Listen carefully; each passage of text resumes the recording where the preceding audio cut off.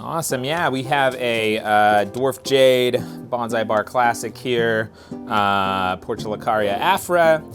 This one in particular started as a piece of what was like a bonsai stock, but it was massive up and out to here. A couple years ago, I took it back to just kind of the stump and a little bit of branching, but really nothing out further than kind of this area here.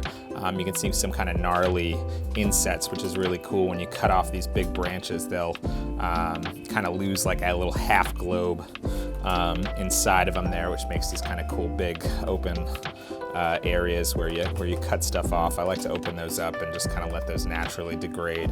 I think it kind of looks like a big old, it's kind of like a big old oak tree with some big, some cavities. It's since grown out, regrown all this kind of big primary branching that we have here.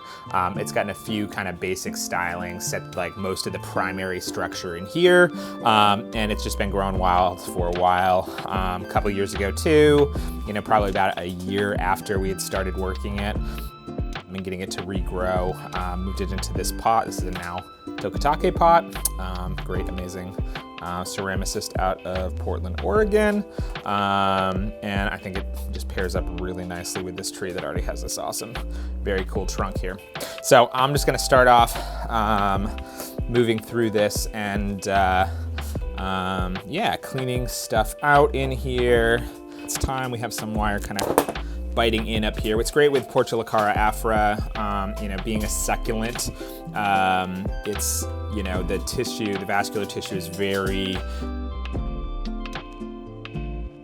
soft, it's very kind of water filled, and anywhere that we even have some wire scarring, like in here, where the wire was biting in pretty deep, if this was on a deciduous tree or something like that, that scar would never go anywhere. But luckily for us, since it is a succulent like this will pop out in like 6 months. You won't be able to tell it's there, and it does add some nice kind of character on there.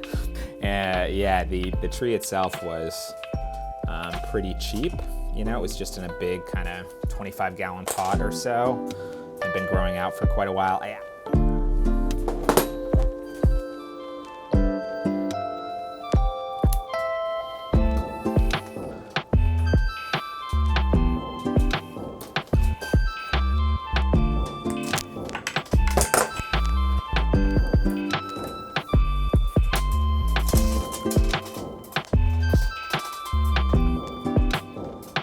The pads are like just kind of pads of foliage here, so it's like you can see the main branching and everything here, but eventually, I'm gonna want this to be just a nice pad of foliage that sits here. So just these kind of green, billowy, almost clouds that fill in the foliage there.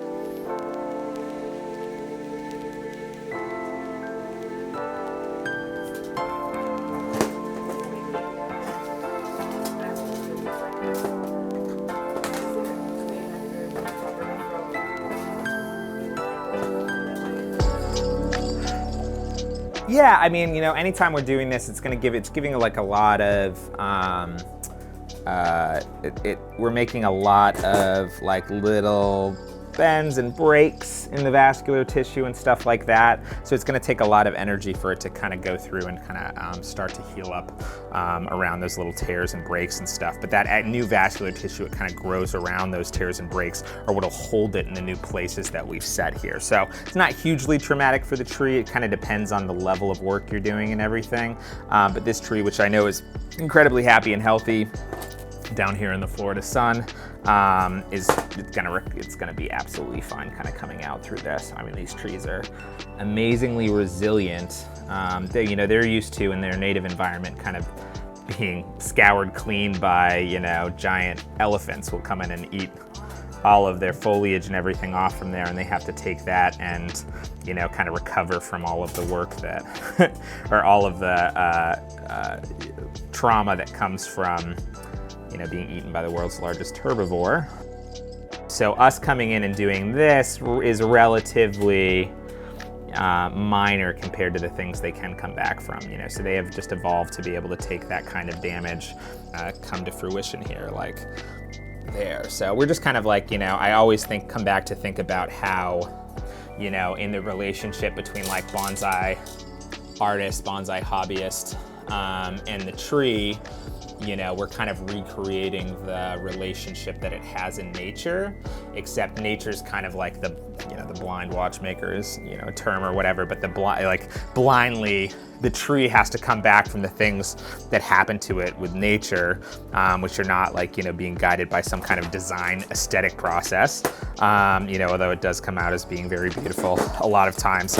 And so we're doing that, we're playing the part of nature kind of, you know, coming in and making these design choices, but with a you know, a specific aim in the end that we're going for. So, you know, it's nice to kind of think about the analogies of, you know, how we have that same kind of relationship with the tree. I think it's pretty cool. You should try it at home. Get a tree like this. This is a, you know, this is not an unobtainable piece of material here. Shoot me a message if you want to get one of these trees. I can get you something this size. You know, we don't usually put it up on our retail store or whatever, stuff like that. But, you know, I'm happy to procure something for our viewers at home. If they would like a tree like this to start working on, I can hook you up. Look me up.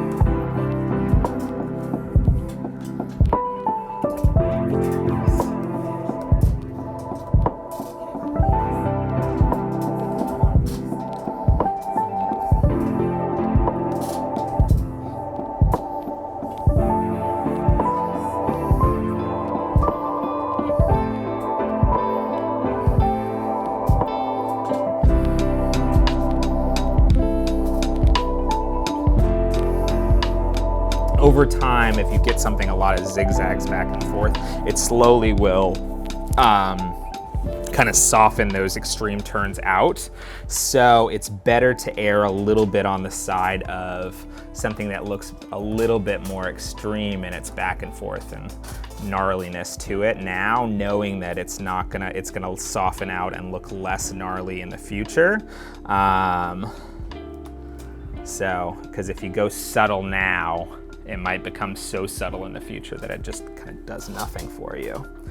So anyway, so now we've got these two branches set up here.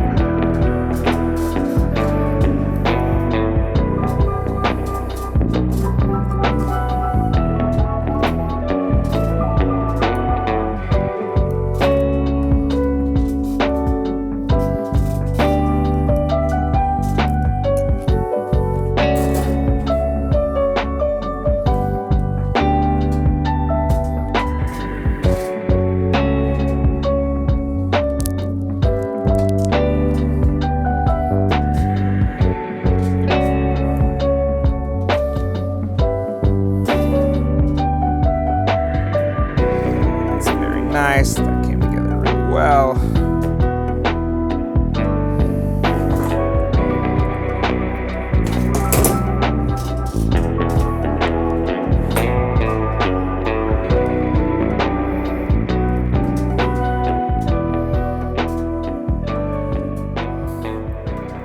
Having this one come out so that, you know, we're filling in back in here. It's not, so we kind of have a big space in here that we're not going to be able to fill too much with these. So bringing this one up instead of back down here where we already have that, just to be able to kind of fill in this space in here nicely.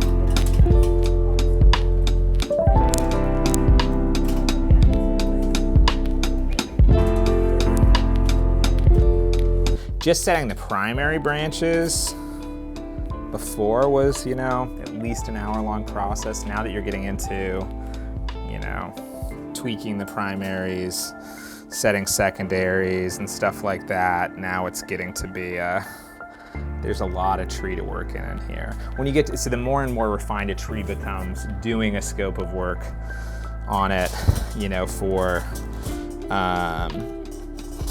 wiring down to the fine detail wiring can be it can be a multi-day process on like big, very refined trees. So this one is getting there.